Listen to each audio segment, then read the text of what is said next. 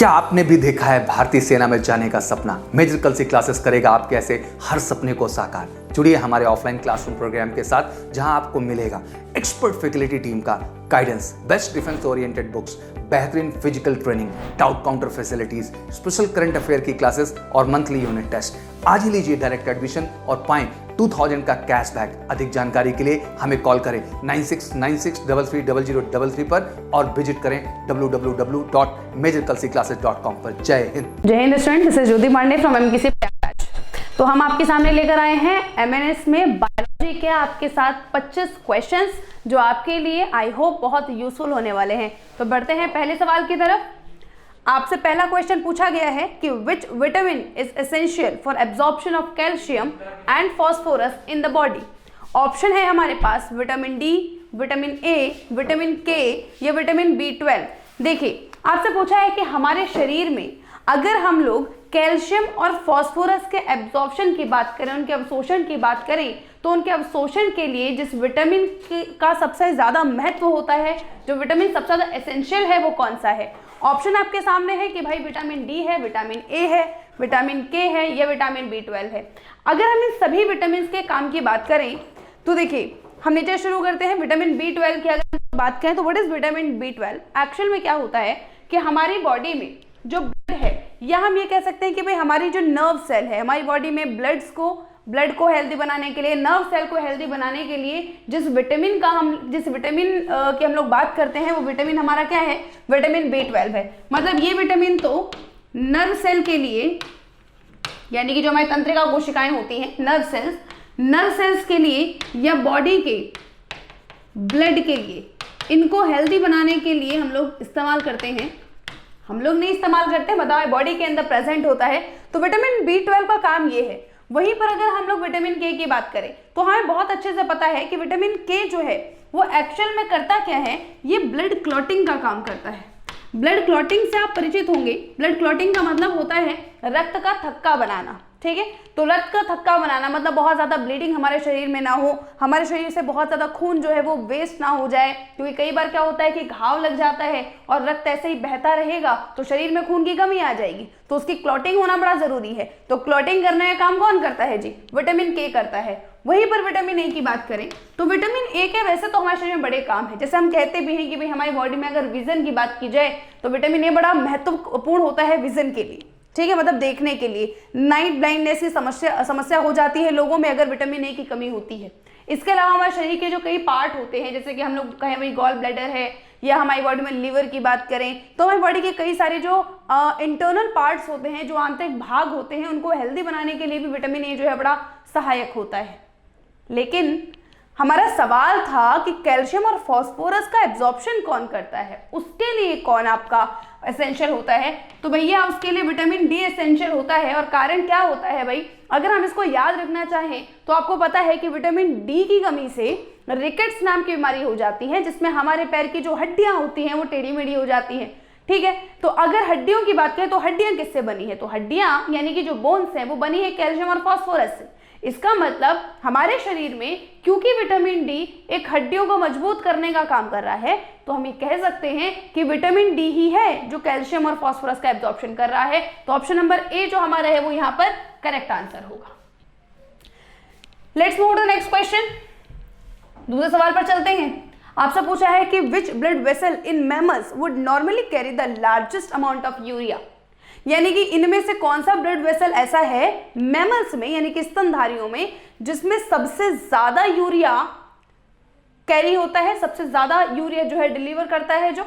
तो हमें बताना है कि ऐसा कौन सा ब्लड वेसल है। देखिए, यहाँ पर 4 ब्लड वेसल का नाम आपको दिया हुआ है। Dorsal aorta, hepatic vein, renal vein, hepatic portal vein. देखिए, इन चारों में अगर हम बात करें तो चारों के चारों ब्लड वेसल है, यानी कि चारों के चारों ही ऑक्सीजन को कैरी करने का काम, ब्लड को कैरी करने का काम करते हैं, रक्त को लेकर जाने का काम करते हैं। अगर हम लोग डॉर्सल आर्टा की बात करें तो डॉर्सल आर्टा एक्चुअली क्या करता है कि बॉडी के अंदर, देखो वैसे तो हम डबल सर्कुलेशन के बारे में पढ़ते हैं, जहां पर ब्लड जो है वो हमारे हार्ट में 2 बार आता है, एक बार ऑक्सीजनेटेड वाला, एक बार डीऑक्सीजनेटेड वाला। लेकिन बहुत सारे सर्कुलेटरी सिस्टम ऐसे होते हैं जो सिंगल पास सर्कुलेटरी सिस्टम कहलाते हैं। सिंगल पास सर्कुलेटरी सिस्टम का मतलब ये हुआ कि वहां पर ब्लड जो है वो केवल एक ही बार हार्ट में जाएगा, ठीक है, केवल एक ही बार जाएगा।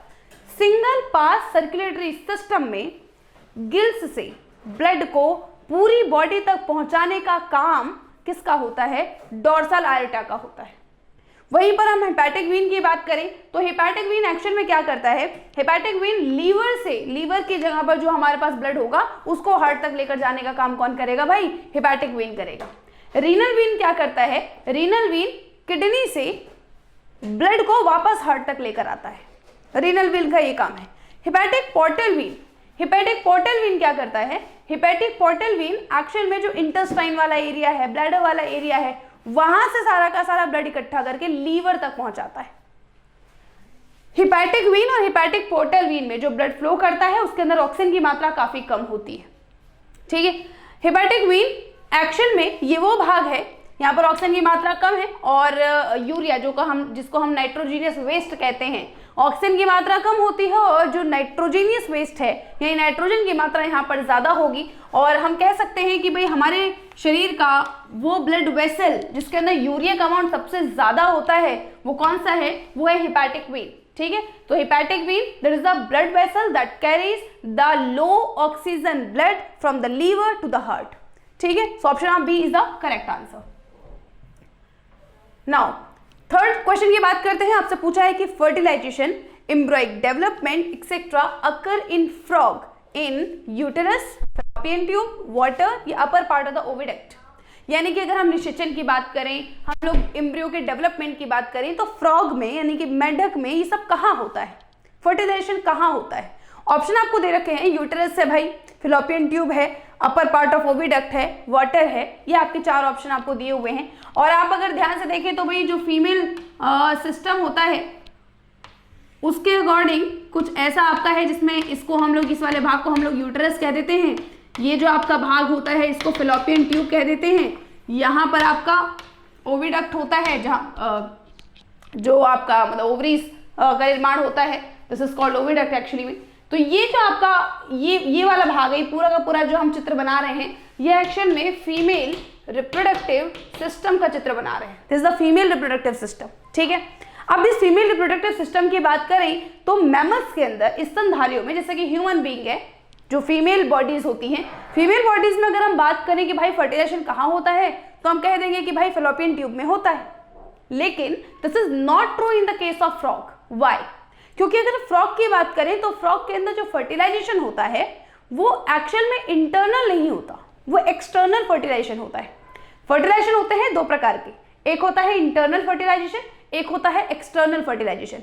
एक्सटर्नल फर्टिलाइजेशन जहां पर स्पर्म और एग, या मैं कह सकती हूं मेल गैमेट और फीमेल गैमेट, ये दोनों शरीर के बाहर फ्यूज होते हैं, वो एक्सटर्नल फर्टिलाइजेशन है। लेकिन जहां पर ये दोनों शरीर के अंदर फ्यूज होते हैं उसको इंटरनल फर्टिलाइजेशन कहते हैं।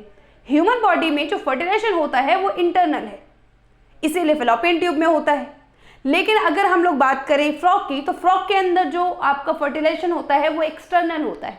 एक्सटर्नल है इसका मतलब भाई यूटेरस में हो नहीं सकता, फैलोपियन ट्यूब में हो नहीं सकता, ओविडक्ट में हो नहीं सकता, क्योंकि ये सारे तो शरीर के अंदर है, शरीर के बाहर तो है नहीं। तो फ्रॉग के अंदर जो फर्टिलाइजेशन होता है वो एक्चुअल में होता है पानी में। जो मेल गैमेट और फीमेल गैमेट है फ्रॉग में, मेल गैमेट और फीमेल गैमेट दोनों ही ब्लड वाटर के अंदर रिलीज कर दिए जाते हैं और पानी के अंदर ही वो फ्यूज हो जाते हैं। इसी को एक्सटर्नल फर्टिलाइजेशन कहा जाता है। तो यहाँ पर जो करेक्ट ऑप्शन है वो है आपका option number C, that is water. Now from the next question आपसे पूछा है कि RBCs of the mammal are without nucleus because they lose it during their formation, they are not true cells, they do not need it, they do not have a nucleus from the beginning। यानी कि देखिए आपसे पूछा है कि जो mammal के RBC होते हैं इनमें न्यूक्लियस होता ही नहीं है। क्यों नहीं होता है ये आपसे पूछा है। ऑप्शन आपको दे रखे हैं, पहला कि भाई ये फॉर्मेशन के टाइम ही न्यूक्लियस लूज कर देते हैं, या ये कोई ट्रू सेल है ही नहीं, या फिर इनको इसकी जरूरत ही नहीं है, या फिर इनमें न्यूक्लियस नहीं होता है शुरुआत से ही। अब सही ऑप्शन क्या है? पहले तो आप ये समझिए कि जितनी भी लिविंग ऑर्गेनिज्म की सेल होती हैं केवल दो ही सेल है जिनमें न्यूक्लियस नहीं पाया जाता। जिसमें सबसे पहले तो हम लोग कहते हैं कि भाई ये आरबीसी ऑफ मैमल्स हैं, इनमें न्यूक्लियस नहीं होता है, नाभिक नहीं होता।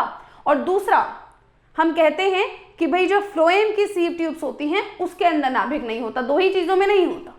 यहाँ पर बोला है कि मैमल के आरबीसी में क्यों नहीं होता, तो सुनिए, ऐसा नहीं है कि आरबीसी में पहले से ही नहीं था, पहले से था, लेकिन होता क्या है कि जैसे जैसे आरबीसी की जो सेल है ये मैच्योर होने लगती है, तो मैच्योर होते समय इस सेल का कुछ भाग कॉन्ट्रैक्ट होता है, ठीक है, इसका एक भाग कॉन्ट्रैक्ट होता है, कॉन्ट्रैक्ट होकर अलग हो जाता है। अब ये भाग जो स्पिल ऑफ हुआ है, जो अलग हुआ है, ये वो भाग था जिसके अंदर न्यूक्लियस था, मतलब न्यूक्लियस वाला भाग तो मैच्योर होने पर क्या हो गया, अलग हो गया।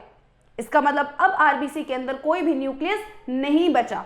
तो क्या हम ये कह सकते हैं कि जिस वक्त आरबीसी मैच्योर हो रहा है, यानी कि जिस वक्त आरबीसी की फॉर्मेशन हो रही है, उस वक्त उसमें से न्यूक्लियस बाहर निकल गया। तो हम कह सकते हैं द करेक्ट ऑप्शन इज कि दे lose it during their formation, ये अपनी फॉर्मेशन के दौरान ही इसको लूज कर देते हैं, ठीक है भाई। तो ये आपको ध्यान रखना है। अब देखो यहाँ पर एक ऑप्शन था कि they do not need it, ऐसा नहीं है कि they do not need it, अगर इनको जरूरत ही नहीं होती, भाई ये मैच्योर होने के बाद ही तो अलग हुआ है ना, मतलब मैच्योर होने में तो उसका रोल था, तो ऐसा नहीं है कि इसको उसकी जरूरत नहीं थी, भाई जरूरत थी तभी तो वो स्टार्टिंग से प्रेजेंट था। तो यहाँ पर जो अगला ऑप्शन दे रखा है कि they do not have a nucleus from the beginning, ये गलत है, क्योंकि स्टार्टिंग में तो था, लेकिन जैसे जैसे वो मैच्योर होने लगा वैसे वैसे वो अलग हो गया। तो ऑप्शन नंबर ए हमारा यहाँ पर करेक्ट ऑप्शन होगा। अगले सवाल की तरफ चलते हैं। आपसे पूछा है कि two neurons are connected to each other by, option है a synapse, dendrite, linkage between axons, node of the Ranvier. देखें, अगर हम लोग बात करते हैं न्यूरॉन्स की, तो न्यूरॉन्स मैं ऐसे ही एक रफ फिगर यहाँ पर अगर ड्रॉ करूं तो न्यूरॉन के अंदर ही कुछ इस प्रकार से बनता है आपका, this is the nerve ending, और यहाँ पर इस तरह से आपके डेंड्राइट्स होते हैं, ठीक है, दीज आर द डेंड्राइट्स, और ये आपका न्यूक्लियस है, ये आपका एक्सॉन होता है, और ऐसे ही एक और नर्व सेल यहाँ पर प्रेजेंट होती है, ठीक है। इस तरह से नर्व सेल का एक हम कह सकते हैं ग्रुप होता है, या आप कह सकते हो कि जाल होता है पूरा का पूरा, और ये जो जाल होता है नर्व सेल का, एक्चुअल में यही नर्व टिश्यू बनाते हैं, नर्वस टिश्यू बनाते हैं। द थिंग इज कि दीज आर द डेंड्राइट्स, ये डेंड्राइट है जो क्या करते हैं, ये डेंड्राइट बाहर से मैसेज को गेन करते हैं, और बाहर से जब ये मैसेज गेन होता है तो वो केमिकल फॉर्म में होता है, लेकिन जैसे ही ये मैसेज अंदर की तरफ जाता है तो ये मैसेज केमिकल फॉर्म से कन्वर्ट हो जाता है इलेक्ट्रिकल फॉर्म में, क्योंकि भाई क्विक ट्रांसफर होना है ना हमारे शरीर में। जैसे ही बाहर से कोई मैसेज पहुंचना होता है, मान लीजिए आपको किसी ने थप्पड़ मारा, तो ये इंफॉर्मेशन तुरंत हमारे ब्रेन को पहुंचती है, लेकिन प्रोसेस सोचो कितनी लंबी है। बाहर से जब मैसेज आया था तो बाहर से मैसेज आते समय बहुत सारे नर्व सेल का एक क्या था, एक नेटवर्क था, उस नेटवर्क से होते हुए मैसेज आपके ब्रेन तक पहुंचा होगा, लेकिन आपको तुरंत वो मैसेज मिल गया, मतलब ये जो ट्रांसफर हुआ मैसेज का, ये बहुत क्विक हुआ, बहुत जल्दी हुआ। और जल्दी जब चीजें होती है, हम कहते हैं स्विच बोर्ड ऑन किया, तुरंत लाइट जल गई, मतलब आप सोचो कि ये इतनी जल्दी इलेक्ट्रिकल एनर्जी ट्रांसफर हो गई कि तुरंत लाइट जल गई, यानी कि इलेक्ट्रिकल फॉर्म के अंदर जो मैसेज होता है वो बहुत जल्दी ट्रांसफर होता है। यही कारण है कि न्यूरॉन्स के अंदर जब ये केमिकल फॉर्म में मैसेज गेन करता है तो यहाँ पर आके ये केमिकल फॉर्म में मैसेज बदल जाता है, और बदल जाता है किस में, इलेक्ट्रिकल सिग्नल्स में, ठीक है। ये इलेक्ट्रिकल सिग्नल्स मूव करते हैं, और आप देखो यहाँ पर एक गैप है इस गैप को कहा जाता है सिनेप्स। ये गैप जरूरी होता है, ये दोनों बिल्कुल जुड़े हुए नहीं होते हैं, इनके बीच में गैप होता है, दो नर्व सेल के बीच में थोड़ा सा गैप होता है जिसको सिनेप्स कहा जाता है। और ये इसलिए होता है क्योंकि भाई जैसे ही ये मैसेज यहाँ पर इलेक्ट्रिकल फॉर्म में बाहर निकलेगा, और जैसे ही वो सिनेप्स में पहुंचेगा, ये इलेक्ट्रिकल मैसेज वापस से केमिकल मैसेज में कन्वर्ट हो जाएगा, क्योंकि अगली नर्व सेल का जो डेंड्राइट है वो तो भाई केमिकल फॉर्म में मैसेज को गेन कर सकता है, जैसे यहां पर किया था। तो इसीलिए इस इलेक्ट्रिकल मैसेज का केमिकल मैसेज में कन्वर्ट होना बड़ा जरूरी है, that is why it needed synapse here. तो हम कह सकते हैं कि जो दो नर्व सेल हैं इनको आपस में जुड़ने के लिए इस गैप की बड़ी आवश्यकता है, बिना गैप के वो जुड़ नहीं सकते हैं, और इस गैप को क्या कहते हैं, सिनेप्स कहते हैं। तो आपसे पूछा है कि दो न्यूरॉन कनेक्ट होते हैं एक दूसरे से किसके थ्रू, तो सिनेप्स के through. Not from the dendrite, not from the axons, not from the node of the Ranvier. तो आपको ध्यान रखना है, यहाँ पर ऑप्शन नंबर ए जो है वो हमारा करेक्ट आंसर है। अगले सवाल की तरफ चलते हैं। आपसे पूछा है कि excess secretion of thyroxine leads to, option है आपके पास गॉइटर, माइक्सोडीमा, एक्सोथैल्मिक गॉइटर या ऑस्टियोपोरोसिस। देखिए आपसे पूछा है कि थायरॉक्सिन की जो मात्रा है अगर वो बढ़ जाती है तो कौन सी बीमारी आपको हो सकती है। पहला ऑप्शन आपको गॉइटर दिया हुआ है। देखिए गॉइटर के बारे में अगर समझे ना तो गॉइटर एक्चुअल में थायरॉक्सिन की कमी या थायरॉक्सिन की मात्रा बढ़ जाने से नहीं होती। गॉइटर की जो बीमारी है जिसको आप घेंघा रोग बोलते हो, ये होती इसलिए है क्योंकि हमारे शरीर में आयोडीन की कमी हो जाती है। यानी कि अगर हमारे शरीर में आयोडीन की कमी नहीं है तो गॉइटर नाम की बीमारी हमको नहीं होगी। ठीक है, तो हमारे शरीर में आयोडीन जो है, आयोडीन की कमी की वजह से बीमारी हो रही है, तो गॉइटर तो यहाँ पर होगा नहीं, क्योंकि ये क्या है, ये तो डिफिशियंसी ऑफ आयोडीन की वजह से हो रही है। वहीं पर अगर माइक्सोडीमा की बात करें तो भैया देखो माइक्सोडीमा थायरॉक्सिन की वजह से ही होती है, लेकिन कब हो, जब थायरॉक्सिन की कमी हो जाती है।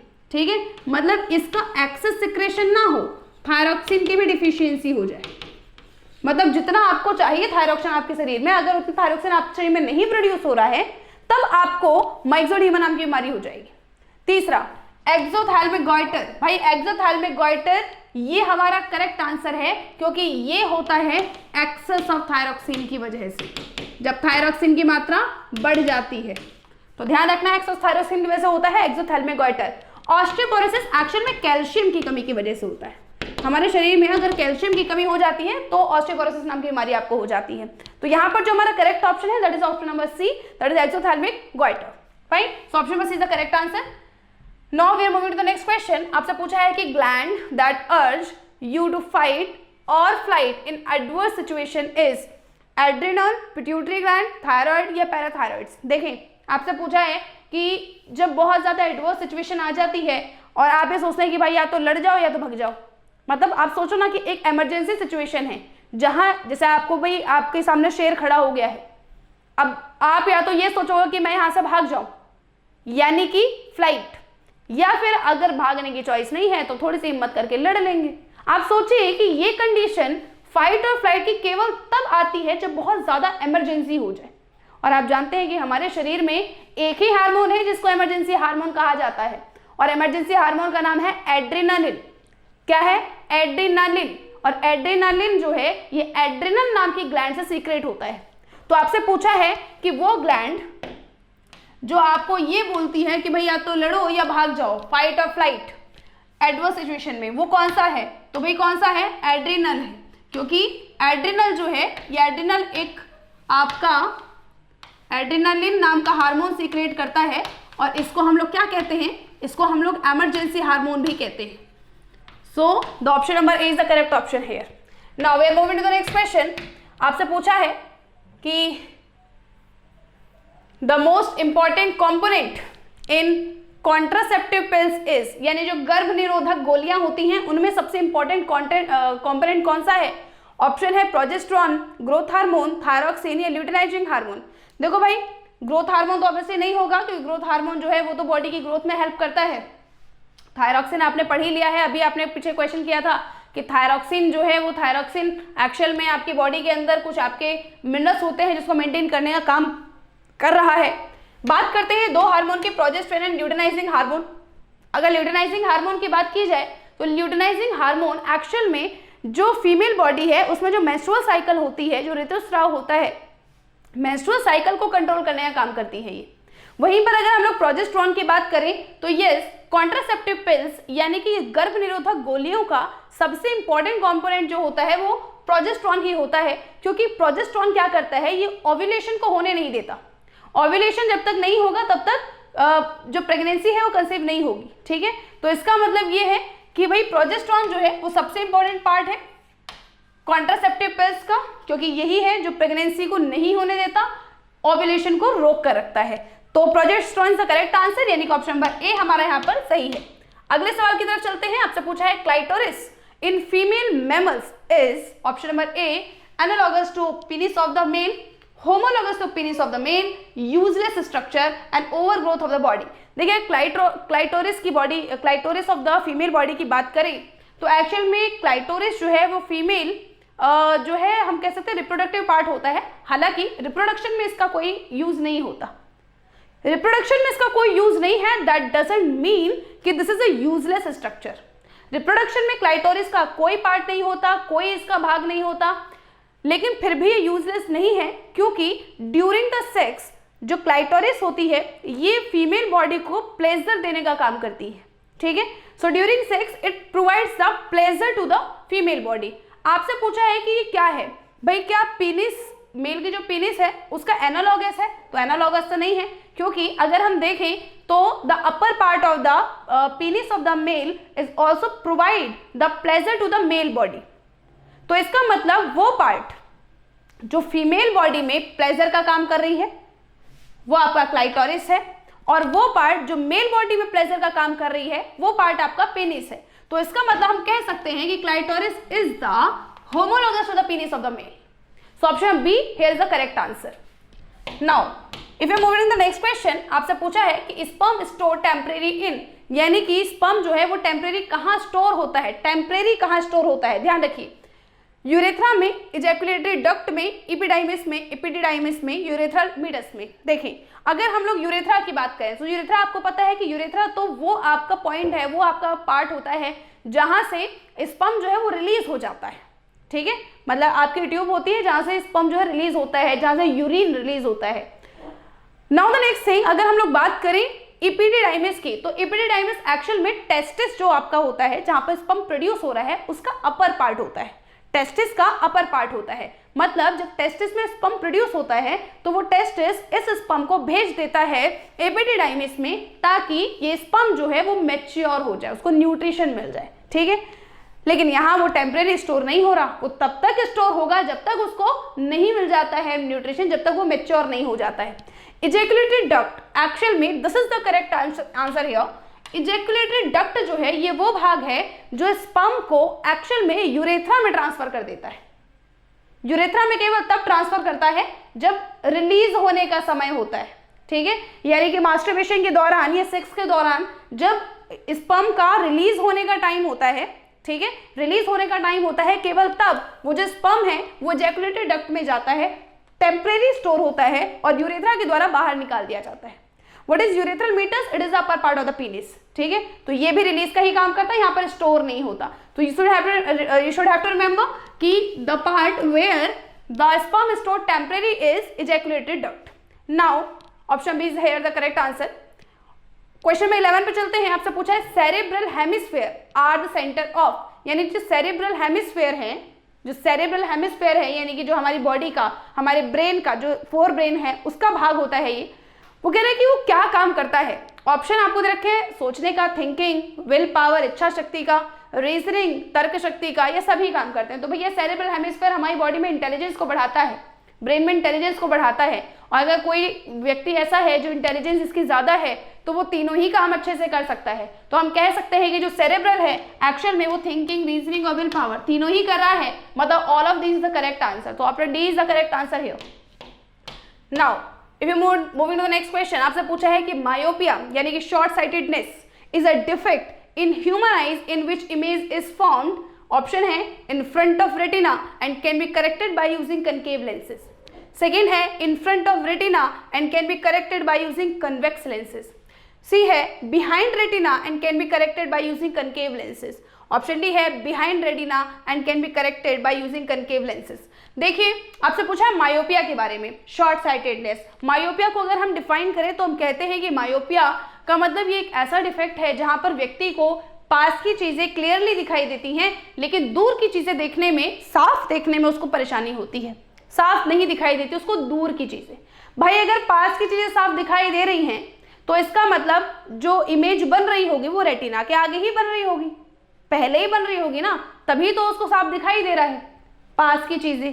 तो इसका मतलब ये हुआ कि ये तो कंफर्म है कि जो इमेज बनती है वो रेटिना के सामने बनती है, बिहाइंड द रेटिना नहीं बनती। तो सी और डी ऑप्शन तो होंगे नहीं, ठीक है। लेकिन हम क्या चाहते हैं, हम ये चाहते हैं कि ये जो आपकी इमेज बन रही है वो रेटिना के आगे ना बने, वो रेटिना पर बने, ठीक है। तो अगर मान लीजिए ये रेटिना है और इमेज यहीं पर बन रही है, यहीं बन रही है, तो हम चाहेंगे कि भाई ये थोड़ी सी एक्सटेंड हो जाए, थोड़ी सी ये फैल जाए और यहाँ पर बन जाए। मतलब हम क्या करना चाहते हैं, हम लाइट को फैलाना चाहते हैं ताकि इमेज थोड़ी सी आगे बने। और लाइट को फैलाने का काम एक्चुअल में कनकेव लेंस करता है, डाइवर्जिंग लेंस इसको कहा जाता है।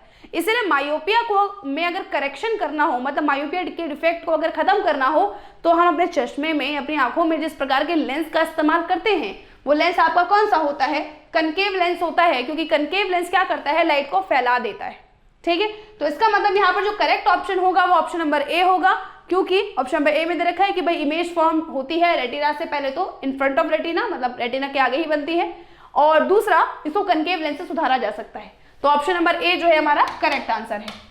अगले क्वेश्चन पर मूव करते हैं। आपसे पूछा है कि excretory product in birds and reptiles is, यानी कि जो बर्ड्स होते हैं और रेप्टाइल्स होते हैं, जो रेंगने वाले जीव होते हैं, इनमें जो एक्सक्रीटरी प्रोडक्ट है, यानी जब ये वेस्ट मटेरियल को बाहर निकालते हैं तो वो वेस्ट मटेरियल किस रूप में बाहर निकलता है, वो यूरिया के रूप में बाहर निकलता है, वो यूरिक एसिड के रूप में बाहर निकलता है, अमोनिया के रूप में बाहर निकलता है, या ग्वानिन के रूप में बाहर निकलता है। भाई यहाँ पर ध्यान रखिए ये चारों ही नाइट्रोजन के ही प्रोडक्ट है, और एक्सक्रीटरी प्रोडक्ट जो होते हैं that is 99% made up of nitrogen. Now the thing is कि भाई बर्ड्स और रेप्टाइल में किस रूप में निकलता है, तो हम एक एक करके ऑप्शन की बात करते हैं। यूरिया, देखो भाई यूरिया जो है, यूरिया उन ऑर्गेनिज्म के द्वारा बाहर निकाला जाता है एज अ एक्सक्रीटरी प्रोडक्ट जो मैमल्स होते हैं। यानी कि अगर हम लोग मैमल्स की बात करें, स्तनधारियों की बात करें, हमारे इंसानों की बात करें, तो इंसान यानी कि ह्यूमन बीइंग और सारे के सारे जो मैमल्स होते हैं, वो जब एक्सक्रीटरी प्रोडक्ट रिलीज करते हैं तो वो एक्सक्रीटरी प्रोडक्ट यूरिया के रूप में रिलीज करते हैं। यानी कि ये किसके द्वारा रिलीज किया जाता है भाई, मैमल्स के द्वारा। ठीक है, यूरिक एसिड बर्ड्स, रेप्टाइल्स और कुछ आपके टेरेस्ट्रियल ऑर्गेनिज्म भी होते हैं, टेरेस्ट्रियल ऑर्गेनिज्म जो मैमल्स नहीं है, इन लोगों के द्वारा यूरिक एसिड रिलीज किया जाता है, इनको यूरिकोटेलिक कहा जाता है। ठीक है, अमोनिया, एक्चुअल में अगर हम लोग बात करें अमोनिया की, तो अमोनिया रिलीज किया जाता है एक्वाटिक ऑर्गेनिज्म के द्वारा, जो पानी के अंदर रहने वाले जो आपके जीव होते हैं जनरली, उनके द्वारा जो एक्सक्रीटरी प्रोडक्ट रिलीज किया जाता है वो अमोनिया होता है। ग्वानिन कौन करता है, तो आप लोगों ने स्पाइडर का नाम सुना होगा, स्पाइडर्स वगैरह जो होते हैं वो आपके रिलीज करते हैं ग्वानिन, एक तरह का बेस है नाइट्रोजन का। हमसे पूछा था कि बर्ड्स और रेप्टाइल कौन सा एक्सक्रीटरी प्रोडक्ट रिलीज करते हैं, तो देखिए भाई बर्ड्स और रेप्टाइल कौन सा रिलीज करते हैं, यूरिक एसिड, यानी कि ऑप्शन बी जो यहाँ पर है वो हमारा करेक्ट ऑप्शन है। अगले क्वेश्चन की तरफ चलते हैं। क्वेश्चन 14 है, कह रहा था main function of glomerulus is, main function क्या होता है ग्लोमेरुलस का। ग्लोमेरुलस आपको हम बता दें कि ग्लोमेरुलस क्या है, किडनी का ही एक पार्ट है, मैं कहूँ नेफ्रॉन का एक पार्ट है, जो कि यूरिन बनाने का काम करता है, ये ब्लड को फिल्टर करने का काम करता है। कह रहा है कि भाई पहला है कि reabsorption of water, filtration of urine, reabsorption of sodium positive या कंसंट्रेशन ऑफ द यूरिन। देखो भाई अगर हम लोग बात करें रीएब्जॉर्प्शन ऑफ वाटर और रीएब्जॉर्प्शन ऑफ सोडियम पॉजिटिव यानी कि सोडियम आयन, इनका रीएब्जॉर्प्शन एक्चुअली प्रॉक्सिमल ट्यूब्यूल के द्वारा होता है, the proximal tubule of the nephron. ठीक है, नेफ्रॉन में एक भाग होता है जिसको प्रॉक्सिमल ट्यूब्यूल कहते हैं, या हम कह सकते हैं tubular part of nephron. Nephron में इस तरह से ट्यूब्स बनी होती हैं। ठीक है, ये जो ट्यूब्स होती हैं इसी को प्रॉक्सिमल ट्यूब कहा जाता है। ये ट्यूब्स हैं जो एब्जॉर्ब कर लेती है पानी को भी और सोडियम आयंस को भी। वहीं पर अगर फिल्ट्रेशन ऑफ यूरिन की बात करें तो यस, ग्लोमेरुलस जिसको कोशिका गुच्छ भी कहा जाता है, ग्लोमेरुलस का जो मेन काम है वो एक्शन में फिल्ट्रेशन ऑफ यूरिन ही है, वो यूरिन का फिल्ट्रेशन का ही काम करता है। Concentration of urine, concentration urine का मतलब होता है कि भाई इकट्ठा कहाँ हो रहा है, तो कलेक्टिंग डक्ट वाला जो भाग होता है वहां पर जाकर यूरिन जो है वो कंसंट्रेट होने लगता है। ठीक है, तो ये काम जो है वो कलेक्टिंग डक्ट का होता है। आपसे ग्लोमेरुलस का काम पूछा था तो यहाँ पर जो ऑप्शन नंबर बी है हमारा वो करेक्ट ऑप्शन होगा। अगले सवाल की तरफ चलते हैं। आपसे पूछा है कि in which form carbon dioxide is mostly carried in blood, यानी कि कार्बन डाइऑक्साइड जो है हमारे ब्लड में ज्यादातर किस रूप में कैरी की जाती है। ऑप्शन है bicarbonate ions, sodium carbonate, carbonic acid या कार्बामिनो हीमोग्लोबिन। देखिए अगर हम लोग बात करें तो हमारे ब्लड के अंदर ये जो कार्बन डाइऑक्साइड होती है एक्चुअल में 3 रूप में होती है। ठीक है, तो कार्बन डाइऑक्साइड के रूप में ही होती है, दूसरा बाइकार्बोनेट आयंस के रूप में होती है और तीसरा कार्बामिनो के रूप में होती है। तो यहाँ पर 3 पार्ट है भाई, कार्बन डाइऑक्साइड, बाइकार्बोनेट और कार्बामीन। अगर हम देखें तो बाइकार्बोनेट जो है वो 70 से 90% तक होता है, अगर इसकी बात करें तो लगभग 5 से 10% तक होता है और ये केवल 5% होता है। तो आप देख सकते हो कि जो सबसे ज़्यादा है वो कौन है, बाइकार्बोनेट आयन है। वो आपसे यही पूछ रहा है कि मोस्टली कौन सा कैरी होता है, तो होता कार्बामीन भी है लेकिन सबसे ज़्यादा होता है बाइकार्बोनेट आयन, यानी कि यहाँ पर ऑप्शन नंबर ए जो आपका है वो करेक्ट ऑप्शन होगा। अगले क्वेश्चन पर चलते हैं। आपसे पूछा है कि even when there is no air in it human trachea does not collapse due to presence of turgid pressure, cartilaginous ring, chitinous ring या बोनी रिंग्स। देखो भाई बोनी रिंग्स का यहाँ पर काम है नहीं, बिल्कुल भी काम नहीं होता रेस्पिरेटरी सिस्टम में। हाँ, काइटेनियस रिंग और कार्टिलेजियस रिंग का काम होता है, यानी कि इनमें से ही कोई सही ऑप्शन हो सकता है। अगर हम लोग बात करें काइटेनियस रिंग की तो एक्चुअल में काइटेनियस रिंग जो है ये सपोर्ट प्रोवाइड करती है, किसको, ट्रैकिया को। जो ट्रैकिया है उसको सपोर्ट देने का काम ये करती है। लेकिन जो कार्टिलेज रिंग होती है ये कोलैप्स होने से बचाती है, ठीक है, कोलैप्स होने से बचाती है। तो आपसे यही पूछा है कि अगर कोई एयर ना भी हो तब भी जो ट्रैकिया होता है वो कोलैप्स नहीं होता।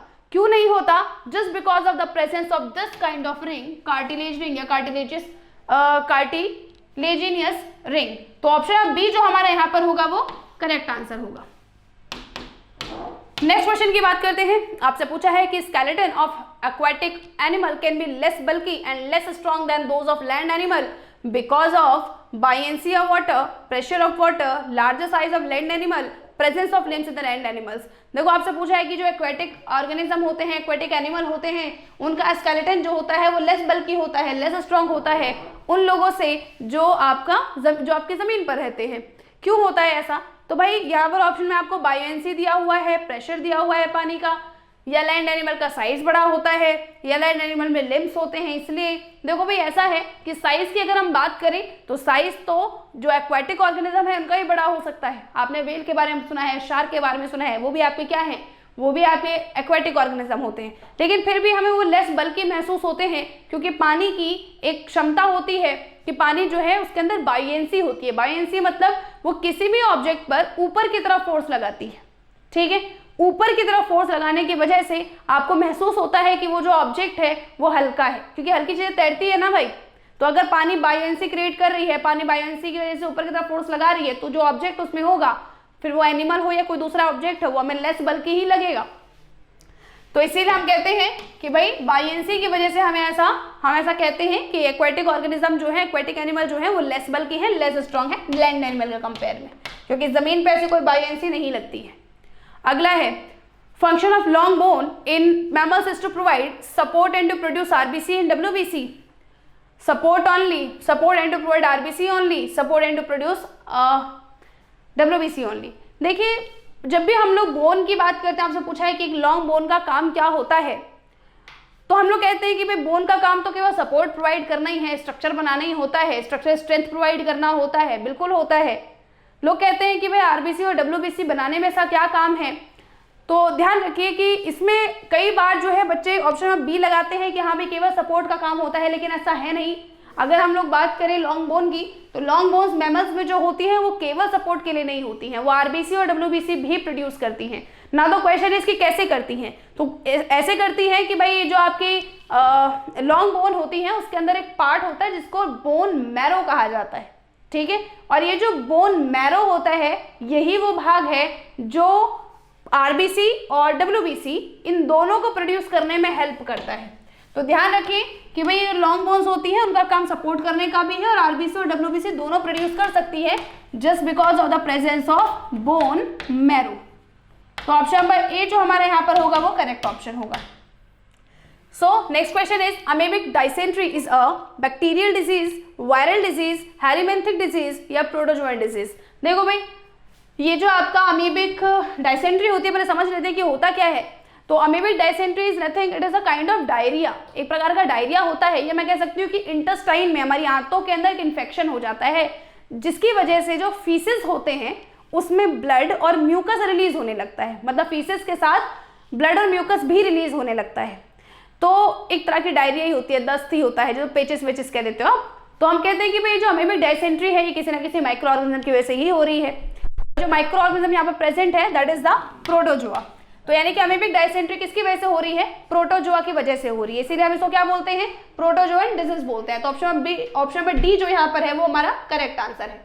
लिशमानिया the causative agents of kala azar multiplies asexually by, option है आपके पास budding, binary fission, multiple fission या स्पोरोगोनी। देखिए आपसे पूछा है लेशमानिया जिसकी वजह से कालाजार नाम की बीमारी होती है, वो अपना रिप्रोडक्शन करता है, वो अपनी संख्या को बढ़ाता है, कैसे?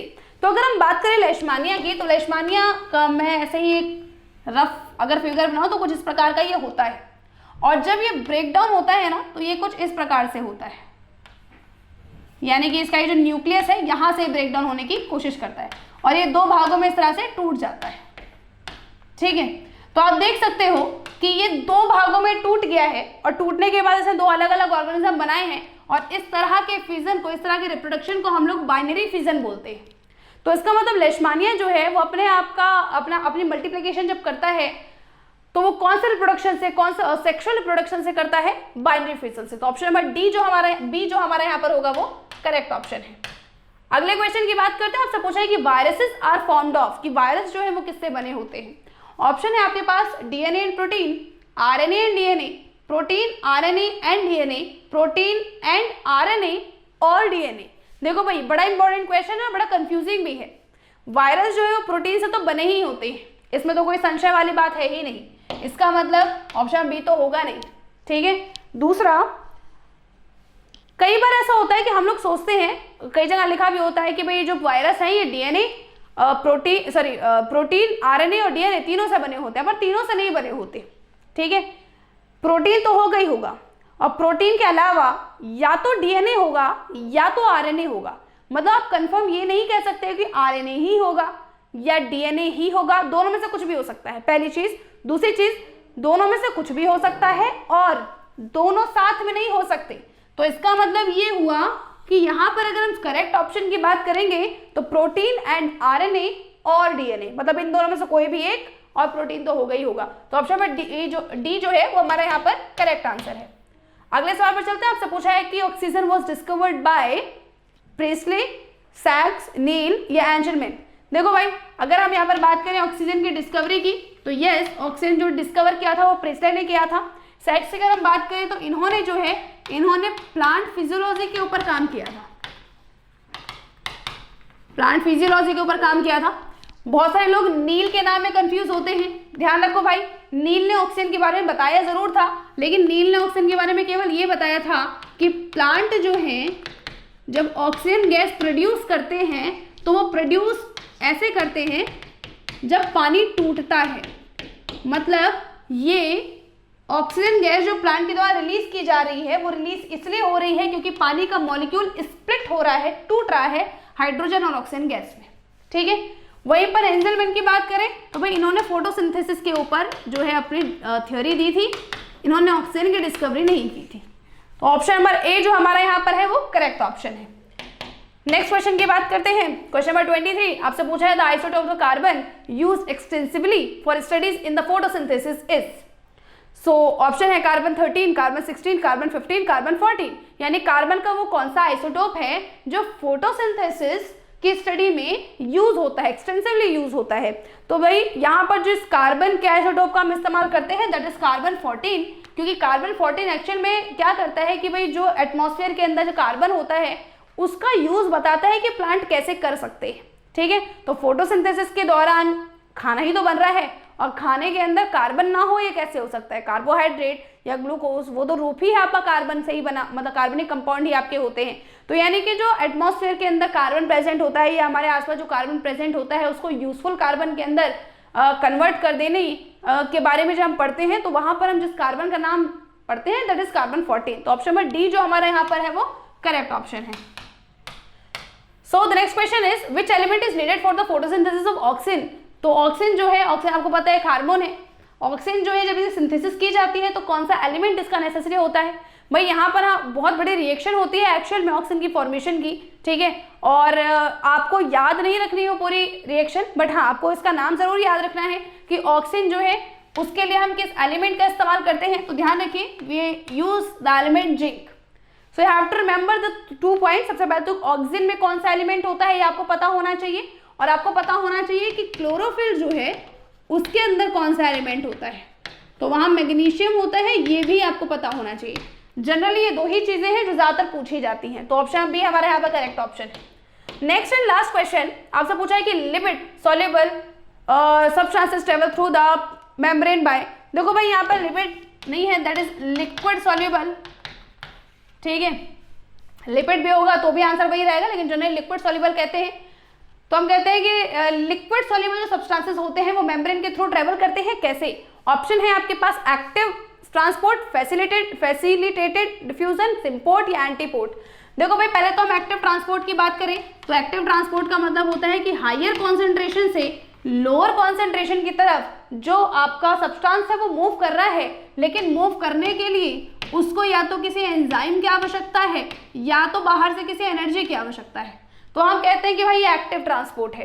फैसिलिटेटेड डिफ्यूजन का मतलब ये होता है कि हायर कॉन्सेंट्रेशन से लोअर कॉन्सेंट्रेशन की तरफ कोई आपका सब्सटेंस मूव कर रहा है और उसको मूव करने के लिए किसी एंजाइम की जरूरत नहीं है, एनर्जी की जरूरत नहीं है, उसको केवल एक मेम्ब्रेन की जरूरत है, that is called semi permeable membrane. वहीं पर अगर हम सिंपोर्ट की बात करें तो सिंपोर्ट का मतलब होता है कि दो मॉलिक्यूल या दो आयन एक ही डायरेक्शन में किसी मेम्ब्रेन के थ्रू मूव कर रहे हैं। एंटीपोर्ट का मतलब होता है कि दो आपके मॉलिक्यूल या दो आयन डिफरेंट डायरेक्शन में किसी मेम्ब्रेन के थ्रू मूव कर रहे हैं। हमसे पूछा है कि भाई ये जो लिक्विड सॉल्युबल सब्सटेंसेस होते हैं ये कैसे मूव करते हैं, तो याद रखिए ये मूव करते हैं डिफ्यूजन की प्रोसेस के थ्रू, यानी from the higher concentration to lower concentration through the semipermeable membrane. तो ऑप्शन बी जो यहाँ पर है वो आपका करेक्ट ऑप्शन होगा। I hope this question are useful for all of you. Hope आप इनके अच्छे से प्रैक्टिस करेंगे और आपके लिए यूजफुल होंगे। ऐसे ही मॉडल टेस्ट पेपर आपके लिए लेकर आते रहेंगे। तब तक के लिए आप सभी को जय Hind. Thank you so much. आपकी बेस्ट फ्रेंड किताबें होती हैं जो आपका करियर बनाती हैं और आपके ड्रीम्स को पूरा करती हैं। इसलिए मेजर कल्सी क्लासेस लेकर आया है रक्षा क्षेत्र के सभी परीक्षाओं की संपूर्ण तैयारी के लिए एमकेसी पब्लिकेशन की तरफ से बेस्ट स्टडी मटेरियल जो कि सेना द्वारा प्रेस्क्राइब्ड लेटेस्ट पैटर्न पर आधारित हैं, जिसमें आपको मिलेगा आसान भाषा में explanation, chapter wise question paper और ढेर सारे क्वेश्चन के कलेक्शंस, ढेर सारे शॉर्टकट और ट्रिक के साथ साथ क्वेश्चन को इजी, मीडियम और हार्ड लेवल में बांटा गया है। लास्ट 5 ईयर के क्वेश्चन को चैप्टर और टॉपिक वाइज मेंशन किया गया है जो कि आपके 100% सफलता को सुनिश्चित करेंगे। तो देर किस बात की, तो आज ही ऑर्डर कीजिए अपनी डिफेंस प्रिपरेशन की बुक dlp.majorkalsiclasses.com से और कॉल कीजिए 9696330033 पर।